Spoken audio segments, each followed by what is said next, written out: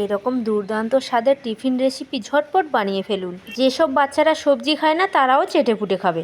স্কুলের টিফিন কিংবা বাড়িতে জলখাবার একদম জমে যাবে। আমি নিয়েছি গাজর, আলু, বাঁধাকপি। আপনারা চাইলে অন্য কিছু সবজি নিতে পারেন। গাজর আর আলুটা গ্রেট করে নিয়েছি আর বাঁধাকপিটা একদম ঝুরঝুরে করে কুচিয়ে নিয়েছি। গাজর আলুটা যখন গ্রেট করবেন তখন একেবারে জলের মধ্যেই গ্রেট করবেন, তাতে গাজর আলুর মধ্যে থেকে নোংরাগুলো বেরিয়ে যাবে। আর ভালো করে ধুয়ে পরিষ্কার করে নিতে হবে।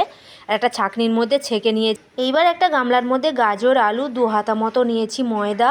আপনারা ময়দার বদলে আটা নিতে পারেন। তারপর নিয়েছি পরিমাণ মতো সুজির উপরে দিয়ে দিলাম টেবিল চামচের 1 চামচ মতো খাবার সোডা, দিয়েছি আন্দাজ মতো লবণ আর 1 চামচ চিনি।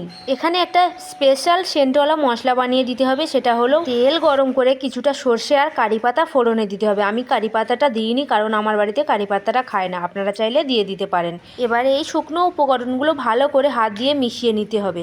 একটা ঝুরঝুরে টাইপের হয়ে যাবে তখন একটুখানি পরিমাণ মতো জল দিয়ে ভালো করে মাখিয়ে নেবেন। যখন দেখবেন এরকম আঠালো আঠালো হয়েছে আর হাত দিয়ে যে কোনো শেপ দিলে দেওয়া যাচ্ছে, তখনই একটা তাওয়া বসিয়ে তেল গরম করে হাত দিয়ে একটা গোলাকার শেপ দিয়ে ভালো করে ভেজে নিতে হবে, একটু লাল লাল করে এপিট ওপিট উল্টে। আপনাদেরকে দেখে বোঝার জন্য আমি এখানে আরও একটা বানিয়ে দেখাচ্ছি। এখন আমি কিছুটা ব্যাটার নিয়ে নিলাম।